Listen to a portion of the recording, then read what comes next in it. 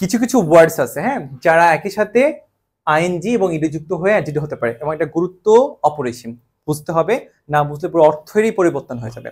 তো প্রথমে আমি যে ওয়ার্ডগুলো লিখতেছি, যে ওয়ার্ডগুলো একসাথে আইএনজি এবং ইডি যুক্ত হয়ে অ্যাডজেক্টিভ হতে পারে, হ্যাঁ, তোমরা এটা তুলে ফেলো।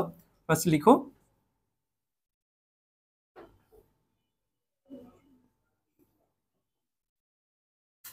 ইন্টারেস্টিং, এটা অ্যাডজেক্টিভ। ইন্টারেস্টেড, ইন্টারেস্টেড এটা অ্যাডজেক্টিভ, বুঝতে পেরেছো? তারপর দেখো থ্রিলিং, থ্রিলিং এটা অ্যাডজেক্টিভ। থ্রিলড এটা অ্যাডজেক্টিভ, ওকে। তারপরে বোরিং, আমি যে শব্দগুলো লিখছি এগুলো আসলে খুবই কমন, আমাদের ডেইলি লাইফে খুব ইউজ করি আমরা। বোরিং লিখছো কি? বোর্ড, ওকে। বোরিং থেকে হচ্ছে বোর্ড। তারপরে যদি লিখি এম্বারেসিং, এম্বারেসিং থেকে কি হবে? এম্বারেসড।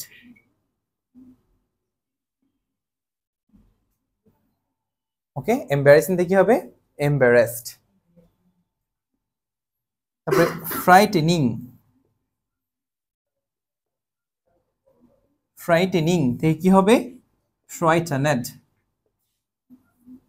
ফ্রাইটেনেড, ওকে। অনেক শব্দ আছে আসলে, যেমন সারপ্রাইজিং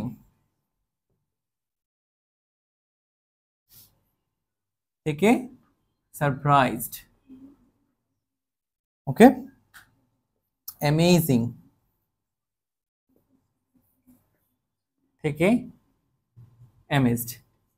তো এরকম অনেক আরো ওয়ার্ডস দেখা যায়, যেমন অ্যাপিলিং থেকে অ্যাপিল, কনসিডারিং থেকে কনসিডার্ড, এই টাইপের বহু ওয়ার্ড আছে তোমার বাবা আস্তে আস্তে। তো এই ওয়ার্ডগুলো আসলে বিভিন্ন কম্পিটিটিভ এক্সামে বেশি বেশি আসছে, বিশেষ করে ফ্রাইটেনিং, এম্বারেসিং, এই বানানটা ভুলে গেছে, আসলে এম্বারেসিং হবে, ইএম হবে এখানে, ঠিক আছে। সো এই যে যেটা বলছিলাম, যে এটার ব্যবহার না বুঝলে পুরো অর্থেরই পরিবর্তন হয়ে যায়। কিভাবে দেখো, ধরো তুমি একটা অনুষ্ঠানে গিয়েছো, অনুষ্ঠানে গিয়ে দেখছি তোমার মন খারাপ, সে আমি তোমার জিজ্ঞাসা কি রে কি অবস্থা, মন খারাপ কেন? তুমি বললা যে ভাই আই এম সো বোরিং, আমি ভালো লাগছে চলে যাবো। তুমি বোঝা যাচ্ছ যে আমি খুব বিরক্ত, ভালো লাগছে চলে যাবো, কিন্তু এর মিনিং দাঁড়ালো কি? তুমি একজন বিরক্তিকর, বুঝে গিয়েছে? সো এগুলোর ব্যবহার ঠিকঠাক বুঝতে হবে। সো অ্যাকচুয়ালি হবে কি, I am so bored because the event is so boring, okay. এখন একটা প্রশ্ন হতে পারে, আচ্ছা ভাইয়া আমরা সেন্টেন্সে বুঝবো কিভাবে, তাই না, যে কখন আইএনজি হবে আর কখন ইডি হতে হবে। এটা বোঝার একটা শর্টকাট উপায় হচ্ছে, লিখে ফেলো, নোট করে লিখে ফেলো, যে লিখো বস্তু হলে আইএনজি লিখো, মানে বস্তুকে বুঝাইলে এক কথায় সংক্ষেপে লিখলাম যে বস্তু হলে আইএনজি, আর ব্যক্তি হলে ইডি হবে, ব্যক্তি হলে ইডি হবে, ওকে।